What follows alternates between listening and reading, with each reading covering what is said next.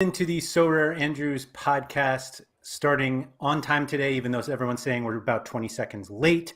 I am Andrew Laird. You can find me as Lairdinho on Sorare. Joined as always by Andy Black, who is down there today. Apologies for those who are listening. But Andy's on the bottom of the screen now because our guest, Jimmer, came in before Andy. Jimmer, thank you so much for joining us today. Oh, absolutely. I'm honored. Thank you also to everybody in chat. Jimmer was actually technically the first in, even though he wasn't first in the chat because the chat won't let him in. Mike Baston, though, first in, and everything feels normal again when Mike is first. But thank you everybody else who has joined us live. Jimmer was on a SorareAndrews podcast a while ago. I don't even remember what the date was, but I looked it up today. Before you guys were famous. When was it? Before you guys were famous. That's right. That's right. We opened up for someone and Jimmer was there for it. He has the t-shirt and everything. We had a speculation. I think we called the speculation bundle when we were still calling everything bundles before Andy spoke up and said how much he hated the names when we called everything a bundle. But everything we talked about on that podcast, I was like, we should talk about this today. Like the ideas of what I thought we were going to cover today, I was like, listening back and I'm like, oh my, we talked all about all of this stuff already. The only thing that's very different is that our discussion of Division 5 and uncommons and what will happen when that happens has actually happened. We have limited lineups. We don't call them Division 5 at all. But we had some very comical responses to that, including one that was like, the rare market will crash. And it feels like it's crashing a little bit now, or at least it's not crashing. Maybe we're dipping. Correcting is the term. Correcting. Okay. Yeah. But a big part of that conversation included utility and like where we use cards. And Jimmer, this is not necessarily something you brought up on that show, but you have always been able to put utility in perspective for me, where people are like, these people shouldn't be able to play this because of XYZ, or if you have this, you shouldn't be able to play this. And you have always been like, no, if I want to be able to play everything and wherever I want, everyone should be able to. And that's kind of the point of being able to own these NFTs, that we should be able to do whatever we want with them if we can. Do you still feel that way? I still do, because they don't have another revenue source. So it was always weird to me because, you know, they would sell cards. You buy cards, you enter into free tournaments, and you know, that was the game, right? Why limit what you can do with that? I was thinking a little bit more about it recently, since you gave me a little insight into this episode here. And I was thinking about how there's potentially a realistic amount that people can manage, right? And what is that number? And I think I always came into that conversation with me as like one of the early people or early adopters, and having cards, rare cards were $2, $5, $20, you know, $100 for the crazy ones, and you're thinking about what the hell are you doing buying this $100 rare card? And it was really easy to go wide, right? You could play a lot of the different tournaments. You win a card, you could fill out that team for, you know, $100 and play another one. And now, like, what is that figure? What is that figure that you have to do to play all of the rare competitions? And it's a lot. It's a lot. And is that reasonably, you know, is it expected to think that like my gallery right now on it? And I think everybody comes to these conversations with a little bit of selfishness. Absolutely. Everybody's like, I hate this change because it doesn't align with my gallery. I love more utility because it aligns with my gallery, because I actually think that I'm a little bit more of a collector than not, maybe more of a hoarder than not. But I always like, that was the word I was thinking. Yeah, hoarder. Never sell. Yeah. But to me, like I really like I try to enjoy the game as much as possible. And I'm gonna say game as much as I can just to annoy HG today. Um, That's but funny. I'm gonna try to say like enjoy the game as much as possible, and like I really like options when it comes to setting lineups, like playing matchups, playing people in form, and I'll put people on the bench for 6 months and won't even play them or forget about them, and it's probably stupid, but I so really enjoy long watching you. answer to your question. I Yeah, really go ahead. enjoy watching you set your lineups because you do have so many choices. It's crazy. And Yeah, it's not as if you're playing like all well, you're playing most of the competitions, but um there's just always there's always so many choices, and then there's always like guys that I don't know who they are. And then you're like, holy cow, his L40 is 65 or something. And it's like who does he even play for? And it's like some, you know, yeah, I card that got they tr- minted got six of or traded something. got Yeah. traded in 2019. Yeah.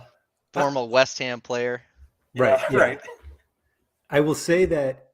So, for those of you who don't know, Jimmer streams his lineup building most weeks, and watching you make your lineups makes me realize. And we've talked about this kind of previously that like everybody knows their own gallery really well, and then somebody's like, "Hey, can you help me with my lineups?" And you're like, "Yeah, let me look." And you're like, "I don't know who any of these people are." Like, Right. Yeah, and exactly. you like pull up All Star Rare, and it's just like an endless list of cards, rares and Yeah. super rares. And yeah, Andy, it's exactly it. You're like, oh, this guy is an L5 or L15 of 65, and I'm like, I have never heard of this guy. And it's a 2018-19 card. He's 3 teams removed from whatever's on the card, and yeah, and then you go win All Star Rare Pro. Well, it's like also Definitely too, don't do it's that. like what you think would be like an obvious decision, and then you're like, oh, this card that I've never seen the guy before ever, and then he has like a high L40 or whatever, and you're like, oh, maybe we should use that guy. Yeah. So to answer your question, Laird, about is, unlimited utility, right? I think that there's potentially enough on the platform to meet the needs of a significant percentage of the user base. I do think unlimited utility is great. But how often do you guys set, like the Sorare mega lineups? Every week? I haven't done it in forever. I try to, but I usually end up not setting it. Yeah, and I've trended that way just because it's exceeding my reasonable management, I think. It's just a lot of work, and I feel like I can't optimize because I don't put shoes and t-shirts on all my players. Yeah, you got to do that. Do you have And to I do don't that? do that either. You don't have to, but it feels like you have to win. But like, do you actually have to win? I don't know. Yeah, We need a video. maybe. I mean, I'm not doing it, but somebody should do it. Yeah. No, I think so. The utility thing came out because with these like underdog and specialist limited competitions, people were concerned that bigger galleries were going to come in and win everything. And it's kind of what we're seeing in some of the limited competitions anyway. You see like the top like request that I get when we do the game week reviews is like what's the gallery value of the people that win. And it's easier said than done to like get all of that, but there are I'm the one who does them, and so like when I type in a name and it's like I know this person has a 300 ETH gallery and they just won All Star Limited, and like that pisses people off. And so it like every time that happens, there's like a response of like if you play super rare and uniques, you shouldn't be able to play limiteds. And the this is going to come out like not as nicely as I'd like, but it's like a very selfish argument. But like you said it before, like every argument anyone makes about Sorare is totally selfish. It's like this is not good for me, and so I don't want that to be the case. But is there a point where Sorare should do that, where we need to have competitions for people so that they're not competing against people with hundreds of thousands or $1 million galleries? I'm gonna say no, just to stay with my previous statement. Just because of the way that the game is. You buy cards, you're entitled to the utility of the cards. It's an argument that as someone gets a bigger gallery, they don't want to continue owning those lower level cards. And I think there's personas out there that would like it. Maybe it's a small number, but I would be one of them. So, selfish answer. But it should be. Like I don't. I feel like every response I see of people who are like, it may not be good for me, it'll be good for Sorare, but then the answer is always it's actually just good for them. Like, Right. I mean, the alternative is you would sell all those other extra cards and optimize, and then do whatever. Everybody would kind of be doing the same thing, right? Yeah, I don't know. I would go to ask if like the um if the utility of those cards and the people that bought them. Yeah, I don't know what. Yeah, I don't know. Do you think that they should build competitions that make you want to own lots of cards, like the underdog and the specialist and other maybe similar types of competitions? Do you think those are good for the platform? I think the more that people hold cards in their account, the better it is for the platform. Probably. Until they have fees, right? True. But I mean, like, everybody's got a price, They're gonna But sell at some point. but a good, I guess a good argument to that is like the underdog and the specialist, where you have players like coming in and out of those like categories that work in those competitions. That's like perfect for them introducing a market fee, because those players are going to sell, and then they're going to sit in accounts until they're ready to be like available for one of those competitions again, and then they're going to go back on the market and sell again. And I think that there's going to be lots of market activity, and that's what those competitions are kind of doing, is they're creating a lot of unnatural, I'll call it unnatural market activity. And if they introduce some fees, I think that that's really good for Sorare. Not Yeah. necessarily us, but It reminds me a little bit of the Power. We talked a little bit about it. yeah, The Power divisions was a huge market. People would buy up a card that would be a lower power ranking just so they could slide it in with their level 20 Hans. right. But You always wanted that highest yeah, level Hans, right? the one, I mean, it's going to be like very short-term market changes, because the one thing that like they're doing with the calendars, right? They're like, oh, you can plan ahead for underdog and specialist leagues, but you can't actually really if they're on the threshold of being eligible or not. So it's like I can't go buy an underdog card in 2 weeks because they could have a great game. Yeah, I kind of like what Giacomo, or I apologize if I'm mispronouncing your name. We'll do a lot of that today, right, Jimmer? But I do like a rookies league, or like some kind of starters league, where maybe you can play with like a mix of scarcities or something. And I think that something like that would be kind of nice for newer people to come in and get used to the game. And I get that's kind of what casual is for, but really, is casual the game? Not really. It is for some people. But it's not really the game. I think the problem with buying casual, and selling players, and yeah, I think the problem with casual is that once you have 5 really good players, then you just snowball those into like great commons, and people who haven't gotten there or have really bad commons basically can never catch up. Yeah. But you're also just catching up with you're just winning commons anyway. I don't know. Yeah. There's a comment here that says you can't just let the best players play everything.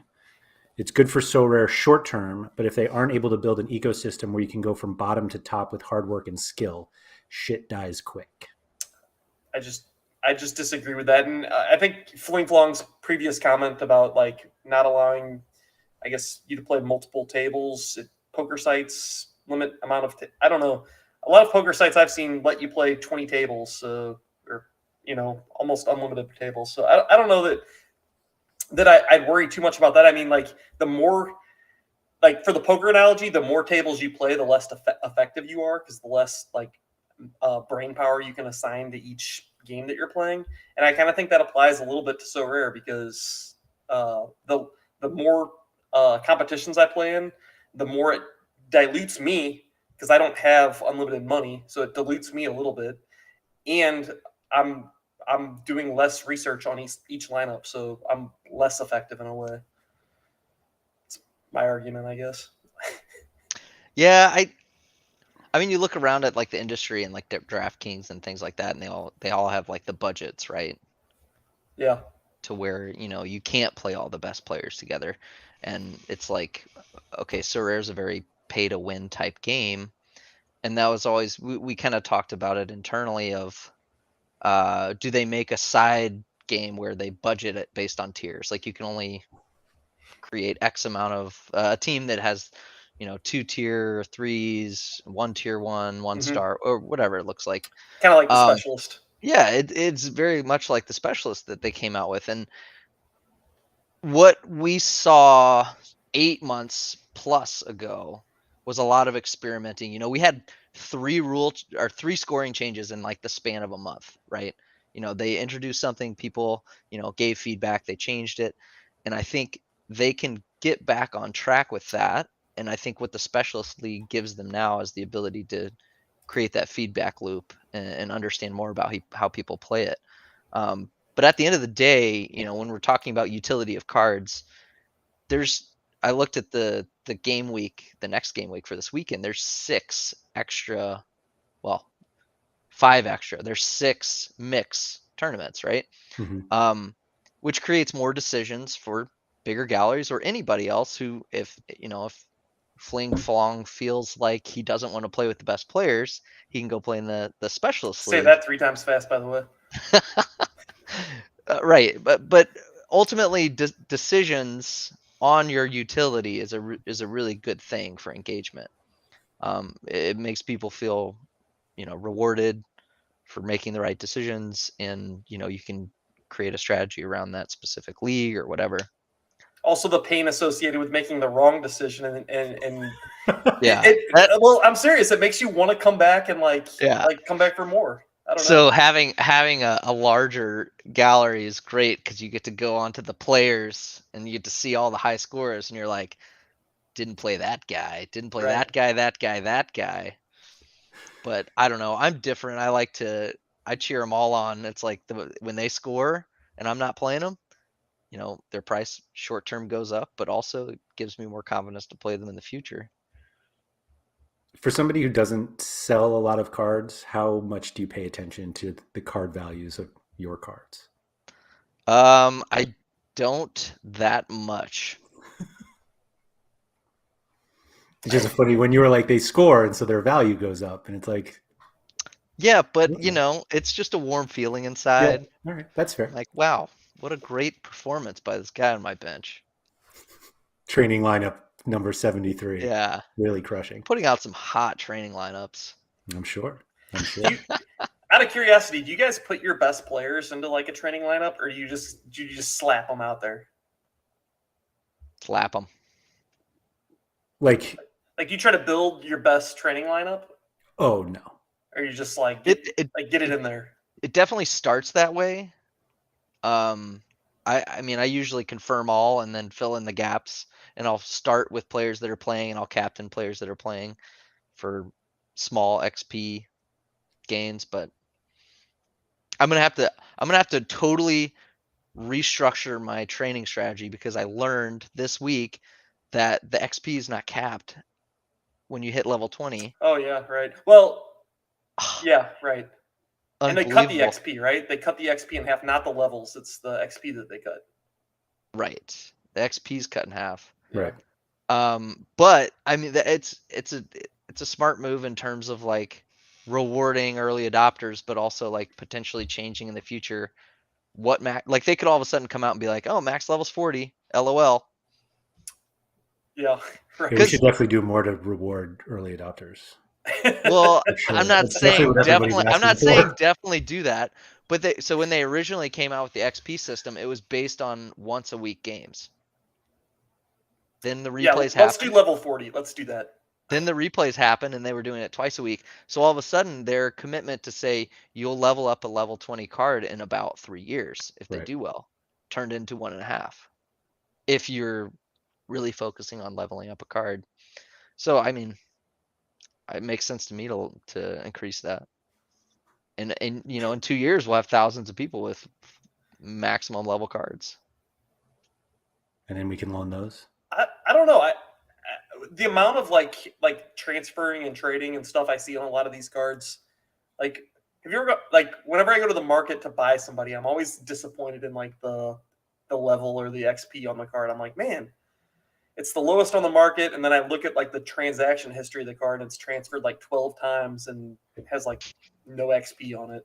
Oh, the worst I think is when it's like I see it a lot with limited cards, but like it's a low serial number, and so you're like, oh, okay, like there should be like some decent XP, and you look down, there's none, and then you look and it's never been transferred, but they just like never train them, and you're just like, oh, you're just thinking of all that lost XP, and you're just like, come on, Unbelievable. work I like harder. this Come on. comment from Bald Sherlock. Jimmer, looking at your gallery, would you say you are a big fan of Yuma Obata? Biggest fan on the platform. Can you tell us a little bit about Yuma Obata? Yes, I can. Love the guy. He's gonna be here at my place in 2 weeks. He's coming for about 4 or 5 days. He's training with the MLS Next Pro team in St. Louis. No, so I had this strategy when I first started the platform. I was like, I have to come up with some. I see Sam's in the chat. Sam was one of the biggest person who I talked to. He was like, dude, you got to have a plan. Like, yeah, you have to know what you're buying or whatever. And I'm like, I'm just bidding on things, pictures I like. But my strategy was like, okay, I got to try to figure out how these people are going to be, rated in the future. Like, what's their potential, right? And FIFA, there's a website called SoFIFA which does all the FIFA stats.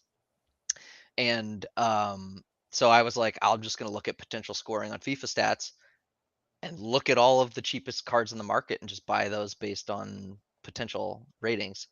And Yuma Obata, when he was playing on Vigalta Sendai, he was like the top potential U19 goalie behind like Van de Voort and whoever else.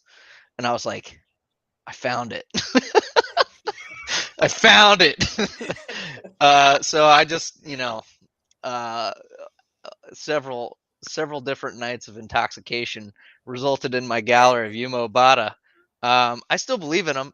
They're relegated now, but he's on the U23 Japan national team. Ooh. So that's your I will say if your he ever pump of the becomes week. if he ever becomes the starting goalkeeper anywhere, you're gonna just Yeah, it's gonna be I've got a amazing. champagne bottle under my bed. Right. Gonna pop it. No, I don't know. I'm a big fan of buying. Like, I'm in a position in my gallery which is really nice to just buy people to speculate on, and that's basically what I spend money on instead of my needs, which are like super rare players and like MLS goalies. But I play with my heart, so Yuma's got your heart. yeah, he does. He sure does. So how are they doing since they were like, did he move or is he still with them? He's still J2. with them, and Uh-huh. he's currently not on the squad. Oh. Uh-oh. Yeah, so not good. Hmm. Champagne's You know, gonna gather some dust. they might be maybe they have him on like their like youth team or something trying to get Yeah, I minutes. don't know. I still fully believe though, so it just might take another year or two. We'll get him at 25 years old. Right, yeah. He'll be a level 40 by then. Yeah, 2030. There we go. All right. I was going to go back to the utility thing, talking about all the new competitions under this mix tab on the lineups. So we've had specialist and underdog for a long time. It's been like one entire game week. And I think it's like a it's like a huge success. Like I think these two competitions are going to be more important for Sorare than any other limited competition like forever. Whoa, now. I'm dead serious. Whoa, now. I think underdog. I completely underestimated how seriously they were going to take it in terms of the prizes, because we've seen previously, like when the beginning of scouting season, when it was like, oh, limited into uniques, and it's like tier 1 unique, and then you see who it is, and you're like, yikes! I've never heard of that guy. Yeah. Why is he even a tier 1? But like, you can win like legitimate prizes with players who are terrible. Like, all right. Like who? So the top three were Diogo Costa, Marquinhos, and William Saliba. Like those were pretty good. And like going down the list, it basically looked like as if it was All-Star Limited. Like It was great prizes. And the scores are super low because everyone who is in it is terrible. Mm-hmm. And it's not easy to buy your way into a great team. And so I think it's like literally the greatest leveler that they can make. Out of curiosity, the data that you shared with me earlier, did you share that with the public? About the starters? Yeah. Yes. Okay. Do you want to just mention what that is real quick? Yeah, yes. So it's ridiculous. So I don't know if it's because people just like threw lineups in on the first week, which is certainly possible. Like the sample size is literally one game week. Right. But let me try to pull it up here. So there were 6,200 lineups in the underdog limited. I didn't even enter. Like we talked about it last week. Like we bought players and then we were like, oh crap, this is a bad idea. Yeah, we, like, I sold them. Yeah. So it was 6,200 lineups. 381 didn't have a DNP. That's insane. 84 had 5 starters. Wow. So bizarre. So 84 out of 6,207 had 5 starters. Now, granted, like even for the rare competitions, like we usually get, it's like a quarter get like 5 starters. Like 5 starters is tough, regardless of people like playing subs, but like just things happen. Like Cecina last week, like was a late scratch, and then like that's a DNP. But anyway, so you have this like huge number. It was 381 teams with no DNPs, and there were 500 rewards. And like, I didn't look. Even if you assume that 381 people with five guys who played won a reward, that's still 119 people who won with a DNP. And like I said, like Diogo Costa, Dino Hotic, Sean's favorite, was the first tier 1 prize. I mean, there were like legitimate prizes here. Duje Coletta Carr was a tier 2, and like you can win like legitimate prizes here. And so I think, and again, like you can't just like throw money and buy the 5 best players for this competition.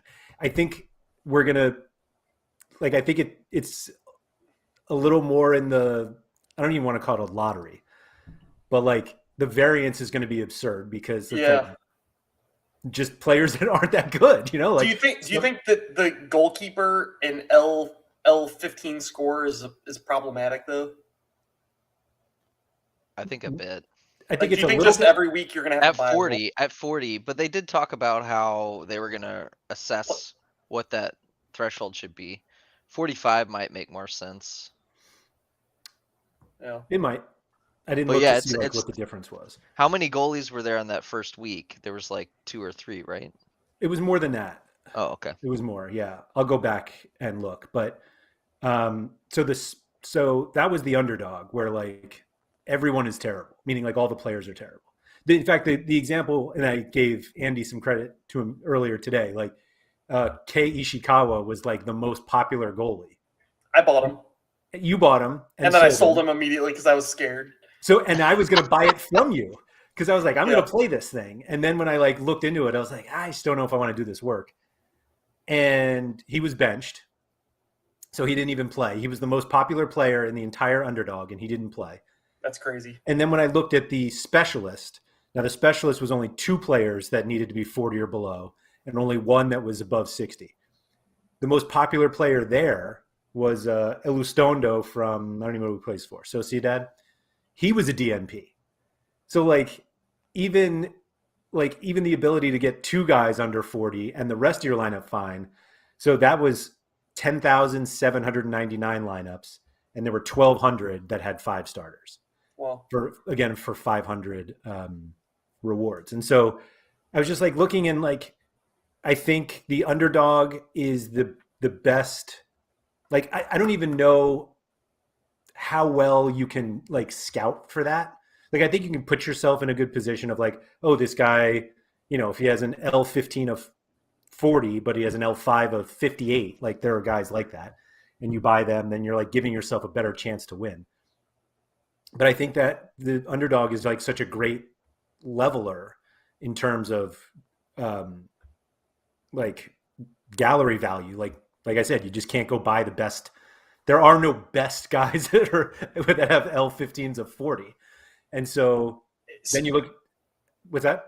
I was going to say, strategically, would you rather have a guy that's like a CDM that like might get like 40 points, but like no upside chance?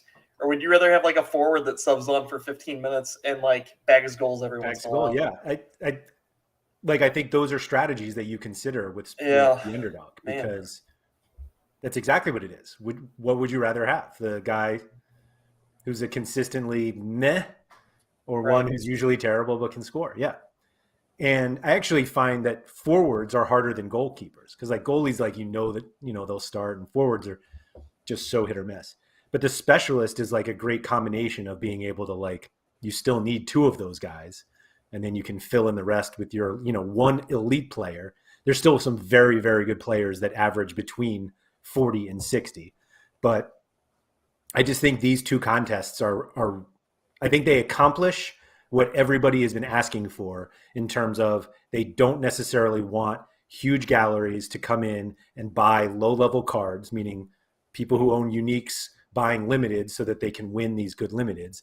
And these 2 competitions, I think, do a really good job of leveling it out, where you're still allowing people with good limiteds to participate in the specialist, but they're kind of leveled out by these sub 40 players that we all know are terrible, and nobody wants them. But now we're kind of like, oh, okay, L15 of 38, perfect. Let me get that guy. So do you think the underdog league is more work than the normal limited all-star or global all-star? So yes, only because stuff changes every week. Yeah, and that's Well, what I that was too, expecting. but- I was expecting. So like, I would imagine that people with large galleries, or that playing all of the all-star leagues, all of the different global competitions, they don't care as much about it. It's more work. It's harder for them because it's more work, and they probably don't have the underdog cards unless they #never sell.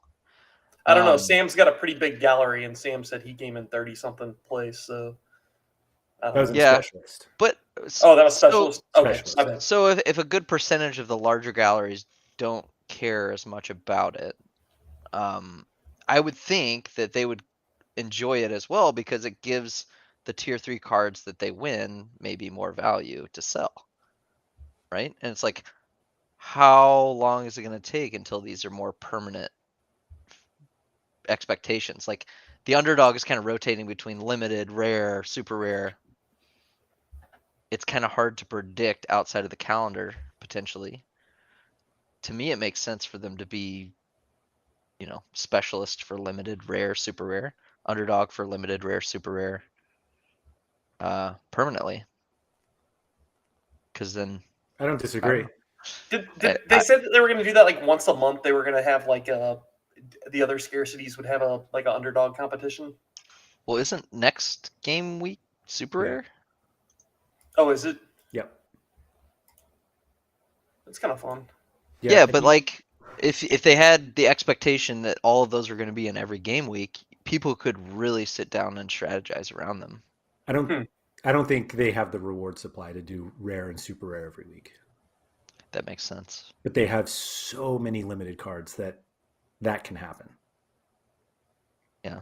Sam was saying he doesn't think this is adding liquidity that matters. Like, I actually don't, like, I wasn't even considering liquidity. But I think there are people who are buying, like, yes, it's not adding a lot of money or a lot of liquidity, but like, if you're buying a $30 card, $30 worth of cards to enter, like, that's enough for some people that, that's how much they want to put in.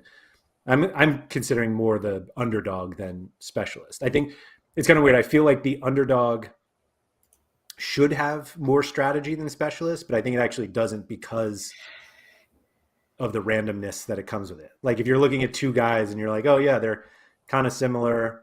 They both have, 38 L15. You could flip a coin. Like, I don't think you're making a wrong decision of whichever one you go with. And so that's kind of a weird thing. But like, I was just looking at it mostly from the idea that some people want a competition that's like a level playing field. Like, I think these are more level than anything else. That's all. Everybody's wondering where your robe is, Jimmer. Oh, okay. Another secret is that Jimmer's lineup streams, he's always wearing a robe. And so he'll be right. What's funny is you guys mentioned the super rare specialist and there we go. There And it is. the rare underdog league is coming up this week. I didn't even notice that. I just now noticed it and I'm playing around over here with it. The robe and a purple Liverpool kit. It's beautiful. Incredible. Yeah, I don't know. I got overly excited about these contests after the fact. And I just Are you disappointed that you didn't enter the underdog? A little bit. But you would have bought Kai Ishikawa, who's I actually wasn't going to buy perpetual. him. I decided he was not the goal. I don't remember who I was going to buy, but I didn't even need it. But yet, like first place, and obviously, like, I'm the one who's always like, don't look at podium scores to like figure it out. But like, it was a champion Europe goalie. Like, that's a pretty good prize to win with limited cards. That's all. I'm looking at fun options right now. Paxton Pomykal at home against Colorado is a underdog this week. You have a goalie? Oh yeah, I got Slowick. I can't play my whole Tokyo stack though, so that's disappointing. You can't play it, right? No. Yeah. Nope. Jimmer, did you play either of these? I did play the underdog. Ooh. I cannot remember who I played though. I Did you definitely have played 5 starters? Slowick. Let me see where I am in that. I played specialist. I don't think I had 5 starters though. My my underdog this week started with 100. Oh, Gustavo. Wow. But I captained him. I captained him. That's why he's got 100. Well, let me go to last week. Yeah, I had 5 starters and didn't even get a prize in specialist. Sad. I scored 187 points. I had a DMP, so I'm not part of the good statistic. Shameful. Sam, I agree. I wish that the regular like weekly was still there and they just played around with like crazy ideas. Even if the rewards sucked, if they just came up with like some fun ideas for us to, I don't know, people to go for. Wasn't the midweek last week like age 28? Like, that was like the random like dart throw idea. Yeah. Like, And I want something it was beyond like age. it was age 28 and 2021 or 2020, 2021 cards. Yeah. It was hard. And then wasn't it like a midweek too? It was like nobody has this. No, yeah. I was like, yeah, I don't know who's entering this. Yeah. I don't know. I'm okay with the special weekly being gone with like all of these new competitions. Basil said he liked the Derby specials. Those were fun. Although there was one, wasn't the I remember the El Trafico one was it was right after Cisniega got benched, so there was John Yeah, Bond was the right. only goalie.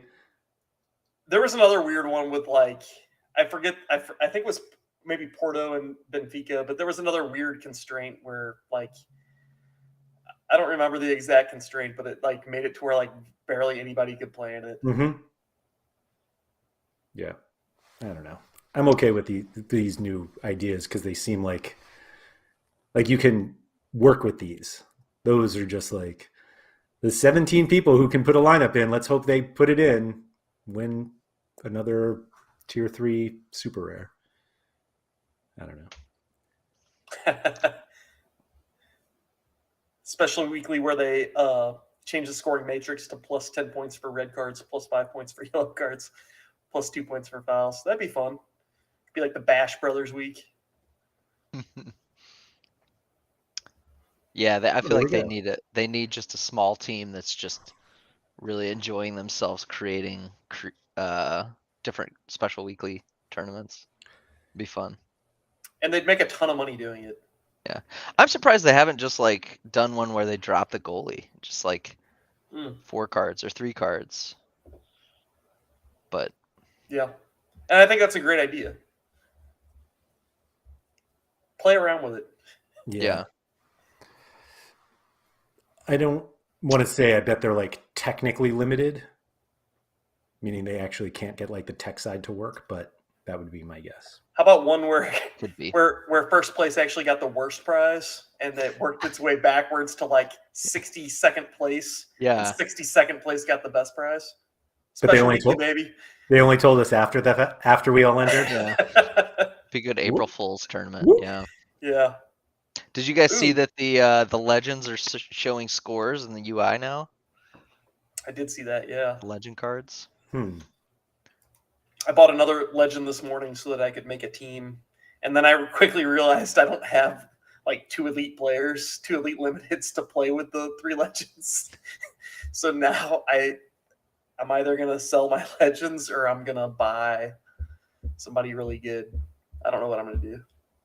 I think they're going to have way more duplication than they expect. You think so? Yeah, like lineup duplication is not that big in Sorare just because there are like so many cards. But I think they're going to be more with these legends because I think more and more people are going to realize you're at such a disadvantage if you don't play 3. And the 3 that you play are going to become obvious each week. And then it's like, okay, then you're really now picking just from a combination of Neuer, Courtois, Kimmich. Yeah. I mean, I guess they're enough, but I think Beckenbauer and Cruyff are almost like musts every week. And then, pick your 3rd legend. There'll be a lot of duplicates there. And then, yeah, the other 2 positions, who knows? Right. It becomes 2v2 amongst the best players on the platform. Right. So, I don't know. Until they release those 50 legends. Right. How many are out? 10. Yeah, Sean, that's a really good point. It's basically like a goalie competition. Whoever has the goalie with the clean sheet is going to win. It's just what we love, goalie competitions, right? No? Are they making are they making more than the ones that they released now? Like, is there going to be different seasons of the legends? Or is it just a one-time like Ronaldo? Oh, I see what you're saying. Yeah, like Ronaldo. Is he going to have one run? Is he going to have 1,000 limiteds possible? I thought so. That's the way I looked at it. Because there's like, I don't think they're going to take another Ronaldo year because they're all dated the year of whatever, some legendary year. Right.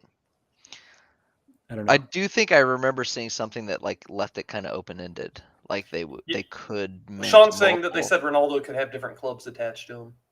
Yeah. That's different though than just the same club in a different year. Oh, okay, fair.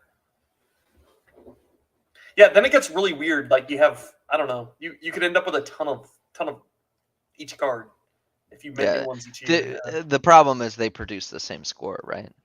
Yeah. But if it's 100, then you're fine. Yeah. Do you think we'll see people move for the old, like the Beckham legend cards? Do we even know if those count? Oh, I don't know.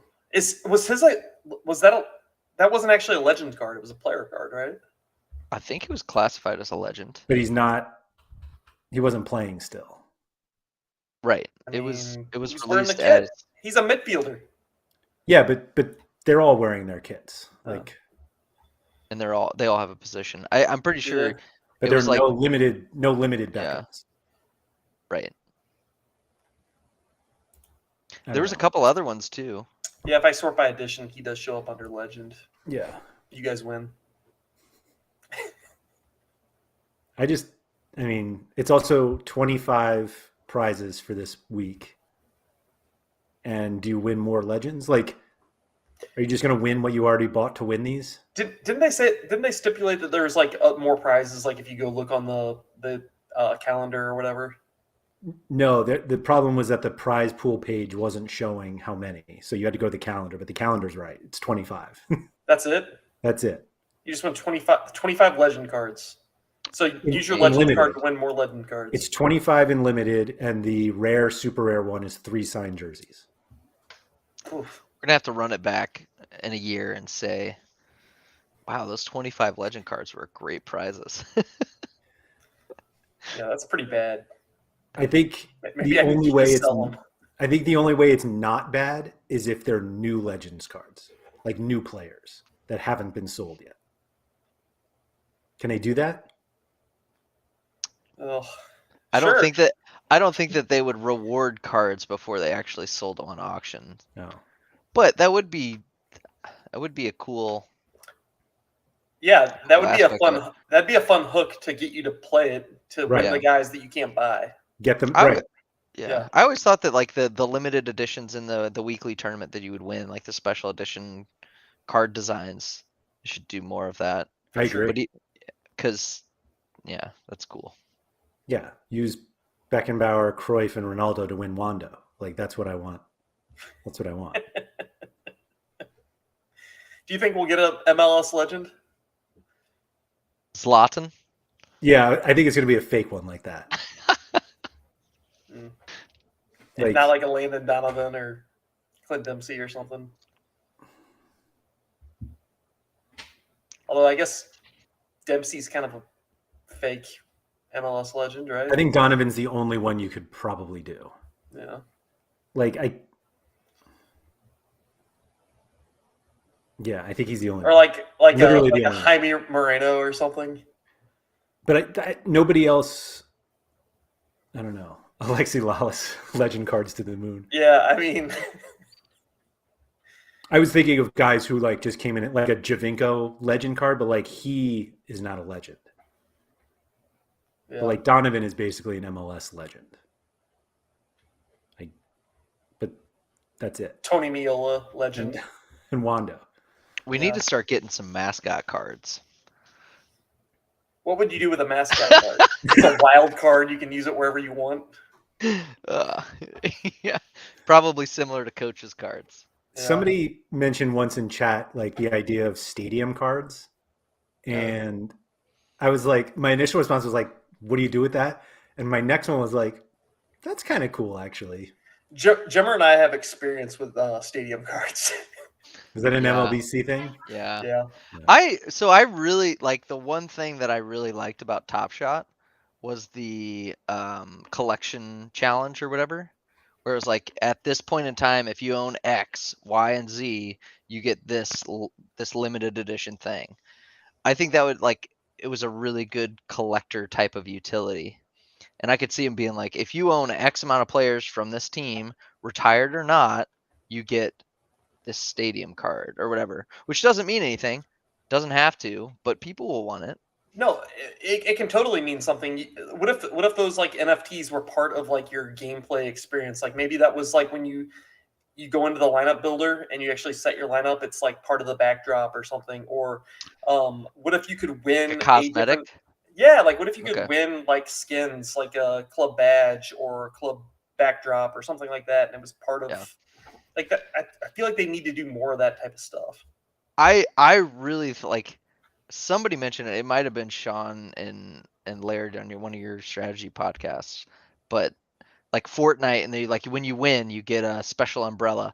Like if you win, give me a banner, throw it on my account, like 2021, like U23 champion. Like I can put that banner on my profile. That'd be cool. It would be.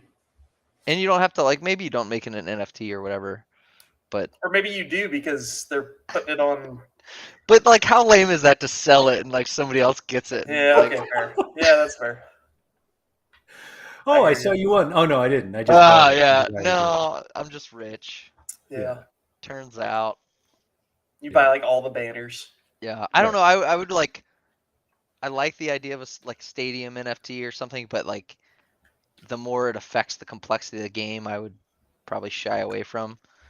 Yeah, I don't know. Mike's got a cool option. What if like you had like the Benfica stadium, and if you put him with your Benfica cards, they're playing at home, they get like a little 1% bonus or something. I don't know. That's what people were talking about, like with the coaches cards too.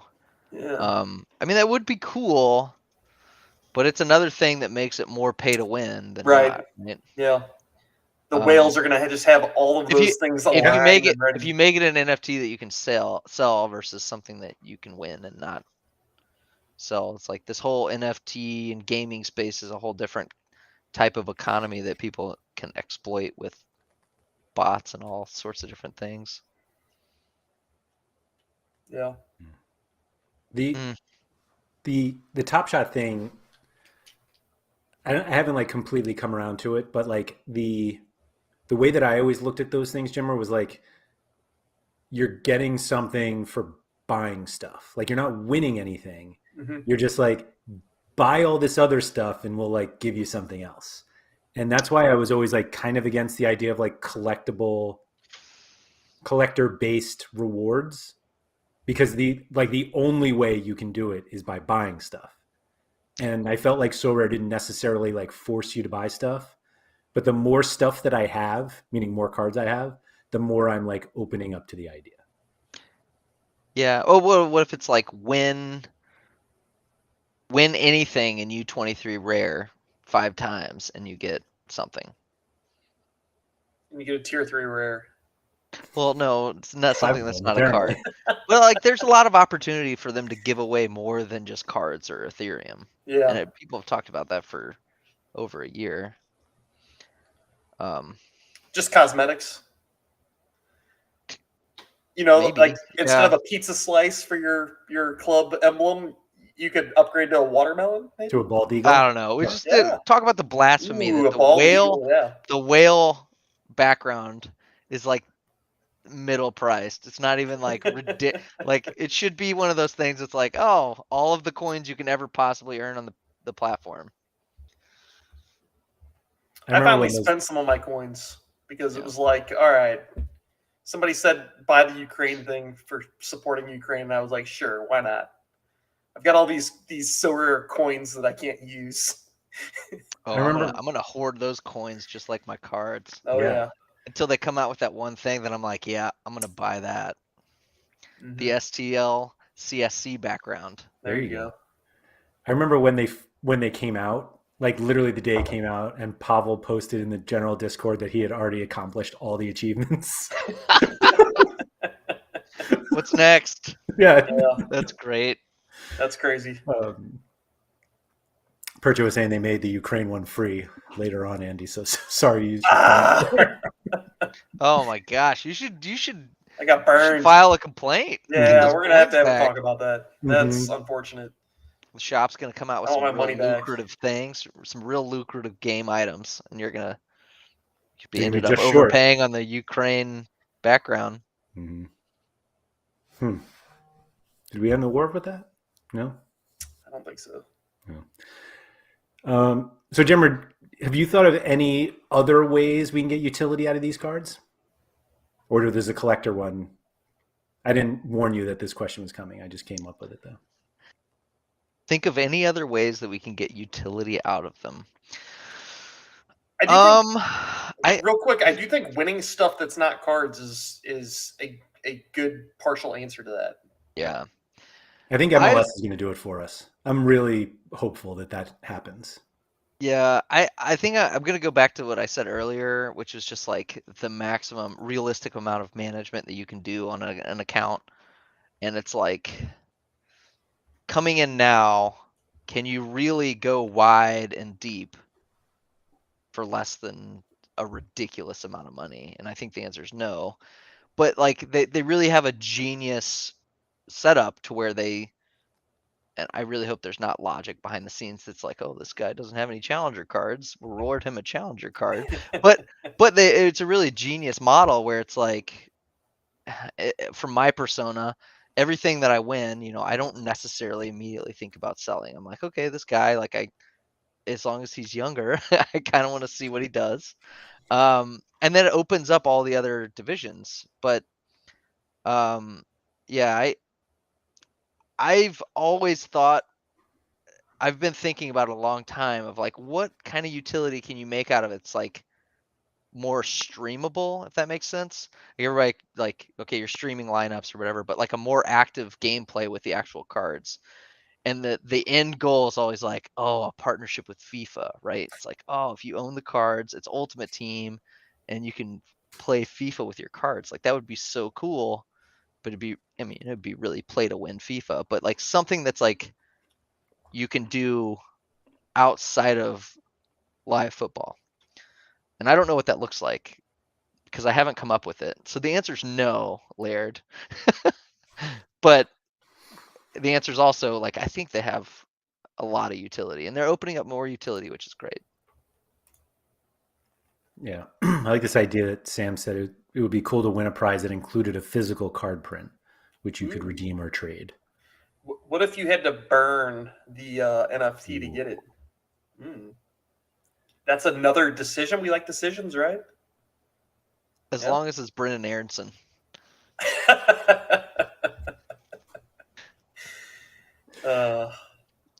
That's a fun idea, though. Poor guy. I like NFTs because I don't have to figure out what to do with them. They don't collect dust. Yeah. Man, what your wife can't tell you to get rid of them?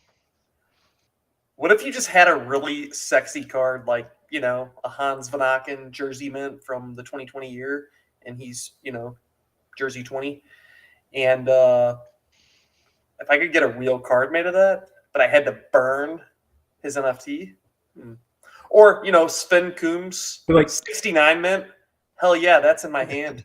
I do feel like most things in life are a pendulum, right? It's like swings one way or swings the other way. And I think the NFT space is, if it really does succeed, it's only going to make physical collectibles like that are legit, like more valuable. And if you could do something like that, it's like at the end of the NFT craze where people love these digital assets, something like that could be really awesome. What if you could use your coins to just get a physical card and not have to burn your NFT? I think like that decision though. It's like such a harsh decision. The problem is like if you made a physical card from the NFT, you would want it to have legitimacy, right? And it would be so hard to keep those together, right? What do you mean? Like keep the NFT tied to the physical card. Oh, right. Those you could sell the together. NFT and keep the physical card. Yeah, and I would think you would want to keep those somewhat together. Yeah, and like honestly, it kind of gives utility a little bit to retired players because you can just mint those, burn those, and have it. I do think at some point in time we will see some sort of replay scoring with cards. I mean, we already do Legends, right? Yeah, but like cards that like are not legend cards. You have one card in your gallery that bothers you, because you won it and he was retired. Oh, Davey, And- that son of a bitch. Wait, what? What is this? Jimmer won a card a while back. That It was like the guy, I got the guy was already retired and he won the card. like And- third in All-Star Rare, and the guy was retired. And the only reason why I won him was because he was a baller in replay mode. So he had great scores, but he was like 35. And then it was like the week before it was switching over to like football was back. yeah. And I won this guy as like a third place card. But now he's a coach. So coach's card, utility. Well, does the Let's card have go. his position or does it say coach on it? Because No, it's not a coach card. So, yeah. But in Sorare data, I think he shows as a coach. Where does he coach? I don't know. It's Davey Default. Don't care. Right? Is that the guy's Yeah, I name? think Davey? so. I think so. They were. Did they either award? I think they rewarded Federico Higuain after he retired, like But he unretired, right? weeks ago. Mm-mm. No, I thought Columbus signed him. He got a 1-day contract to retire as a crew member. Ah, okay, my bad. But like, Okay, so I like Sam's comment about the NFT physical card, where it's like,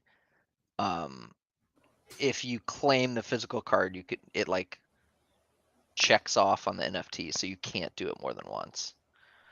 But it's still kind of like a weird like additional utility to the NFT, where it's like you just create the physical card and then sell it immediately. But I totally think that they should just get into the card making business, and people would.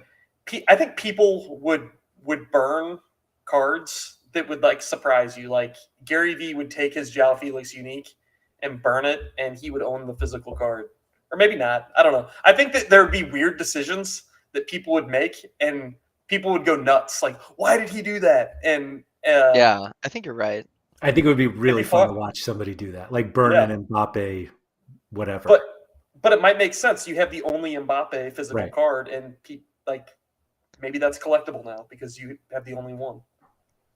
I wonder if there is a path for Sorare to become like a physical card company. Maybe not even on a Metaverse. huge scale, like on a small scale. Maybe. When our reality becomes virtual, the cards will become physical.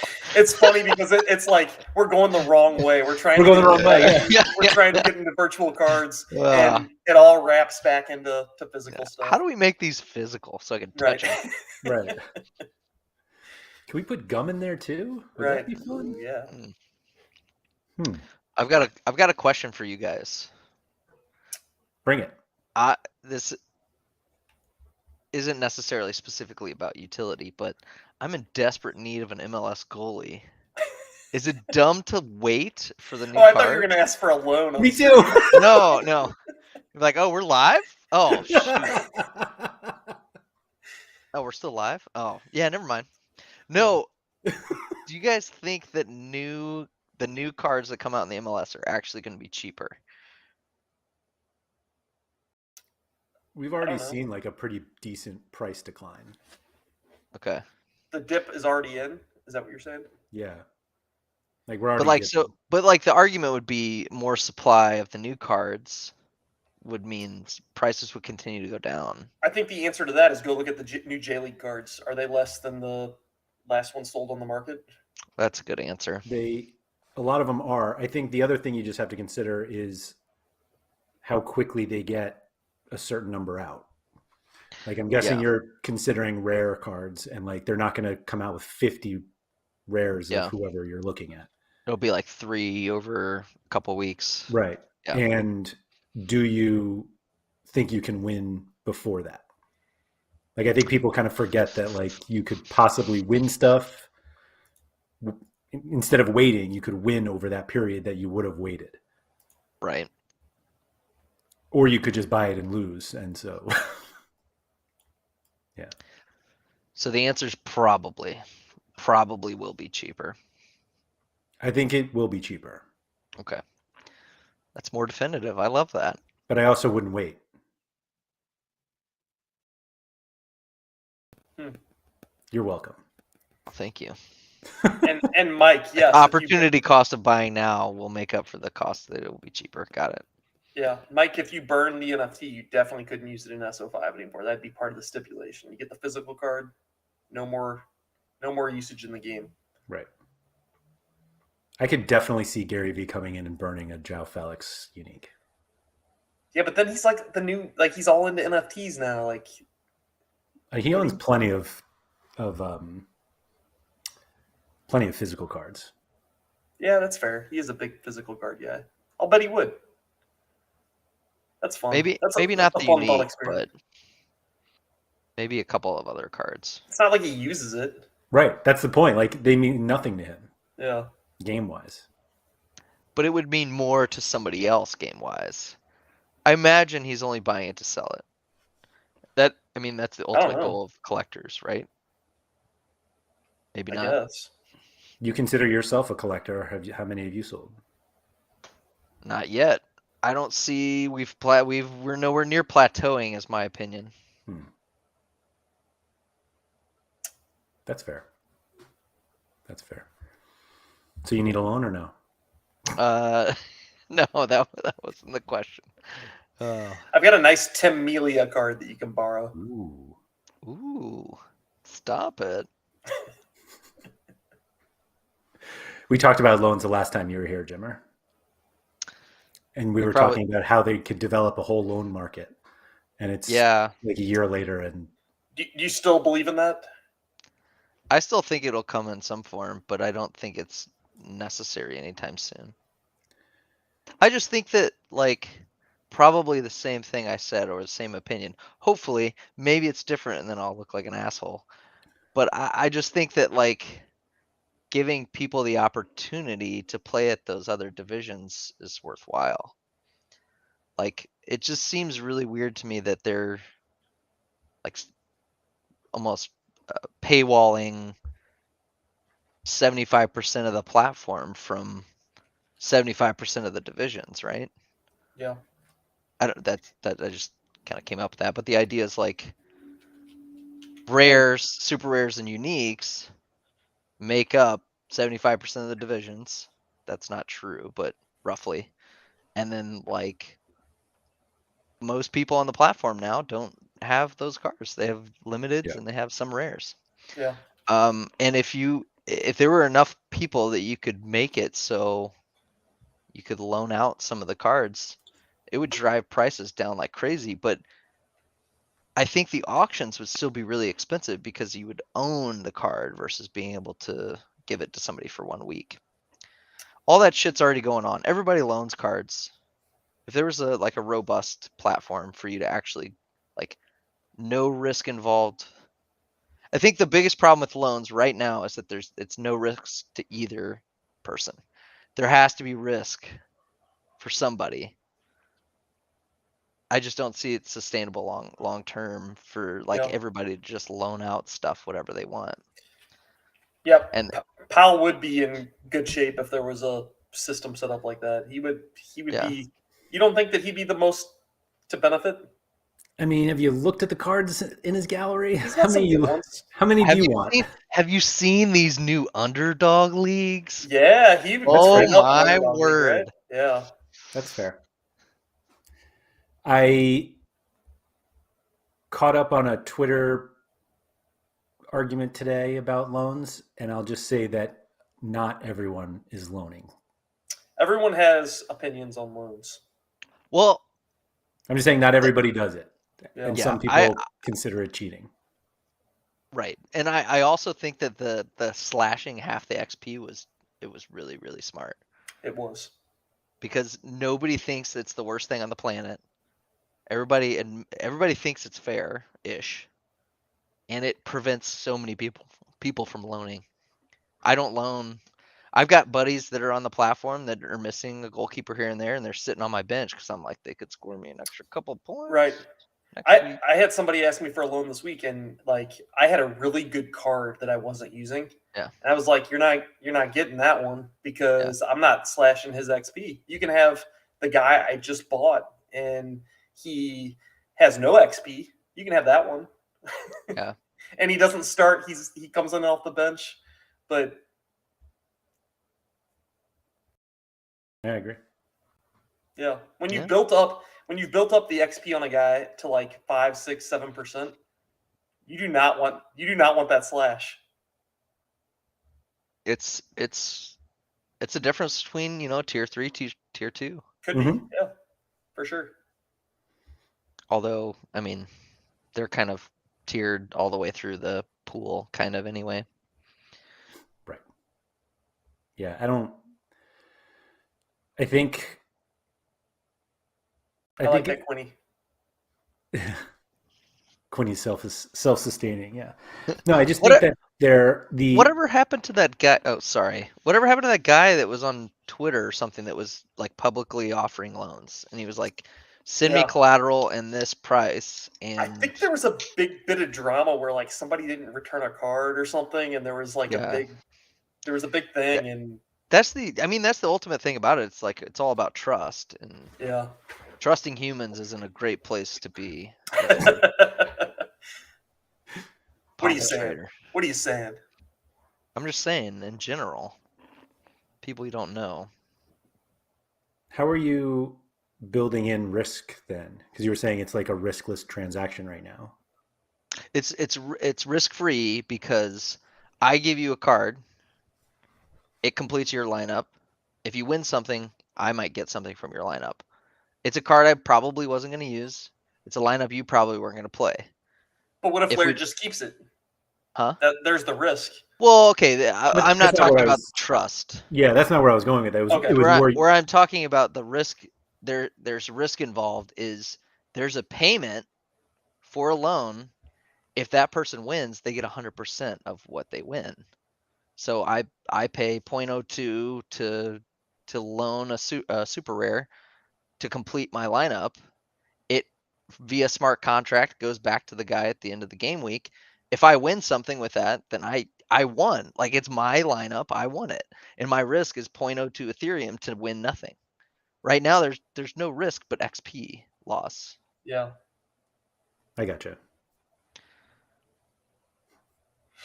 All right, I'm in on that. How do we make that happen? But I don't think that there's near enough people on the platform to be able to support it. And it would be a wild roller coaster for a market. But wouldn't it be interesting though if you could go into somebody's gallery, click on a card, and there's a loan button, and you're like, you select an amount, you say 0.03, I want them for 1 week, and then submit, and then the guy's just like, do I want to give you this card for 0.03 for a week or not? And then you accept or decline. I honestly think that like one of the things that would be more competitive, and this isn't a selfish thing because I don't compete in like Unique or D2, but I think one of the things that people come into the platform and they raise a bunch of hell about is because there's not a whole lot of competition there. Yeah. Comparatively, right? In terms of the amount of lineups, and like I think you said the other day too, Andy, was like, that's all it takes to win D2? ? Like, it's because there's not a whole lot of like lineups there that are scoring. And if you could do a loan system that would reduce the entry for a one-time game week, it basically turns Sorare into a DFS platform plus like owning the property long term. Mm-hmm. Yeah. I don't think that it's any time near by any means, but it's interesting to me, and it's extremely selfish because I've got a large gallery. Would that change the way that you played the game? Would you focus more on... I would loan everything. Really? Yeah, probably. I would loan a lot, and then I would set what's ever left over. Wow. Oh, wow. Yeah, but you got to realize, though, a lot of those transactions would happen at the deadline. That's what I was thinking. Like, people would be scrambling the last minute. They want a guy, but everybody like would be way better for guaranteed income versus not, right? Sure. Like that's where it gets away from being a game, obviously, and more of a... I like the lottery of like just throwing slapping those lineups in there and hoping to... Yeah, a big thing for me too, is like why I like the underdog league, is I've always played Sorare trying to buy players for cheap, watch them come into something that's worth more, and win with those guys. That's more fun to me. I enjoy that more. I enjoy playing with players that like would you show up on the podium and be like, look at this team that won, Yeah, holy crap. you know? Who So are these guys? so that's why I would loan out a lot. I would loan out a lot, and then I would like, you know, the 2 or 3 times a year that I'd win a tier 1 rare with nobodies would be awesome. I don't know. I'd enjoy that. It's funny because the first half of what you said, I think there are a lot of people feel the same way. You're like, I want to buy these guys that like maybe no one's ever heard of, and like wait until they get good, and I feel like everyone else would be like, and then I sell them. But you're like, I'm gonna go win with them. Everyone's like, no, Yeah. they're Or I'm expensive. gonna go sell loan them. No, you got it. Yeah. Yeah, that's fun. I mean, sell them too, but like, I don't know. I'm got a firm. I still think like the announcement last week. That was last week. Yeah. The announcement last week, it gave me a whole lot of confidence just from like the production value. It was amazing. You like that whole Steve Jobs vibe, huh? Yeah, I mean, like, all it told me was that they're not going anywhere for a long time. Yeah. And I have no interest in selling anybody that's like under 30 years old. I just don't. It doesn't matter who they are. I don't care. They could go to an unfollowed league or unscored league. They'll probably be back. I don't No, care. they will be. Looking at your gallery, they will be. Yeah. I don't know. I just like I don't. They either come That's my back or opinion. Sorare adds coverage to that league. Yeah. One or the other. I would love to know if like figuring out a loan system is even part of their even long-term A plan. goal at all, yeah. Right, I would say likely no, but Yeah, I don't think so. where I think it might come in is even just like one of the things that's different from a lot of NFT projects or just like Ethereum games in general is they're not on Ethereum. So people can't write an Ethereum based smart contract to do the loan system. I think it would exist if it was all on Ethereum. Well, it's on a second chain or whatever, but and I don't understand all the complexities there, but I think that like it could exist if they weren't all managed or because basically Sorare is a custodian for your whole account, right? So if everybody actually owned with their like if you had to log into MetaMask to move your stuff, and not your username and password, then somebody else could build it. Somebody else could build it, and you would just Yeah. lose XP, right? I think we would have a loan system within a year. It just makes sense to me, but I don't know. People have tried to do it on Twitter. It's just that's the difference between doing something manual and doing something programmatically. Yeah. Well, it's a big word. Oh, thank you. Oh. It's late in the podcast too. Yeah. Right. Have a few drinks, you break out the big words. All right. I wonder if they'd ever do like something where it was like fixed. Like you can't set your own loan terms, but like it's fixed based on tier. And if I want to loan a star tier player, I can pay this amount. X amount goes to Sorare, X amount goes to the person I'm loaning it from, and I get the card for a week or a game week or something. I don't know. Yeah, I think the market dynamics would be really interesting. Yeah, it would be. And I don't think it's anything you could project. And I don't think we're ready for it. So yeah, I think we're long away from it. Or maybe we are ready for it. We're ready. So ready. Yeah. Sam said Ethereum should be able to handle that in Q2 of 2023. I don't know when that is. Next year? Like a year, yeah. Oh, yeah, it's a year. Oh, a year. That's not so long. One more year. Yeah. 104 game weeks. Let's go. Oh, well. We are coming up at like an hour and 20 minutes. So I'm going to. So that means we have about 40 minutes to go. So. I will be honest, I feel bad. Can I give away something? Can I give away a lineup? Let's go. Let's do it. All right. This is for the people who hung around on stream. I don't know how to do it though. Good luck. Okay, all right. What did you want to chat? Okay, so I've got a question. So whoever can answer this question first correctly will win the first lineup I set for this next upcoming game week. So the weekend. You can set whatever lineup you want. Game week 260. 260. Dude, I just need to DM you and Yeah. Twitter, not Twitter, Discord. So the question is, Jimmer? yeah, Jimmer. The question is, who scored the highest Sorare score on Liverpool today? I think I know the answer. Simple as First that. in chat. Okay. This is exciting, and I feel bad for everybody who's either watching back or listening. They're probably like, I know what it is. And everyone in chat's quickly running over to Sorare Data to find out. We got Luis Diaz. Wrong. We got a lot of Diaz guesses. Wow. Not Diaz. Nobody's cheating. Not Virgil. Keita. Percho wins. It's Naby Keita. Came in with an 83. One assist. I thought it was, for some reason, I thought it was Mane. Because didn't he have like a pretty good all-around score today? I mean, I'm sure I'm wrong. I just... I don't know. I think he was like 60 something. Was he? He had a goal. Yeah, Percho just hit me up on Discord. So does he get to pick whatever lineup he wants? So it could be like your super rare, whatever lineup. Could be. Champion Europe super rare. Could be. That is up fun. to him.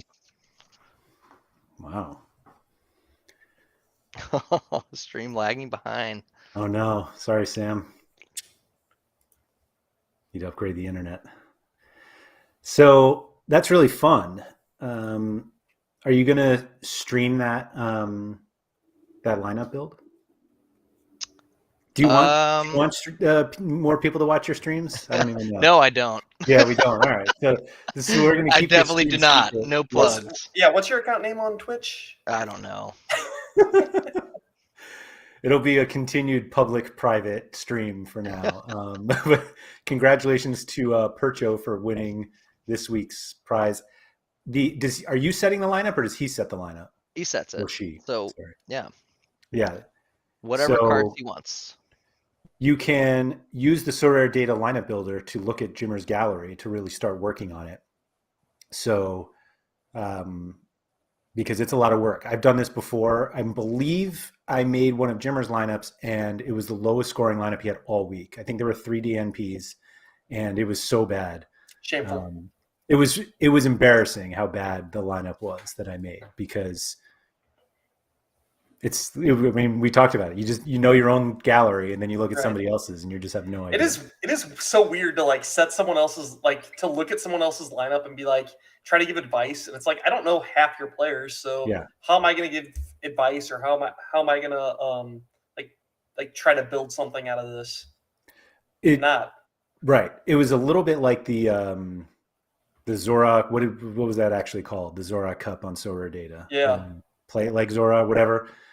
But those were like all the superstars, so you were like, I know what to do here. The other weird thing though is like when you're setting like a lot of lineups, you don't know priority because you don't know who else they have. What's left? Yeah. Yeah. So like if I'm helping Jimmer with his lineups, it's like I don't know who your champion forwards are. So if we set a U23 lineup and we use one of those champion forwards, are we killing a champion lineup because so that's one of the fun dynamics of looking at other people's galleries, I guess.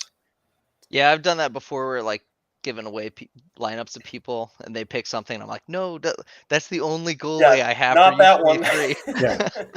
But I'm like, no, do it, whatever. I said what I said. Yeah. All right.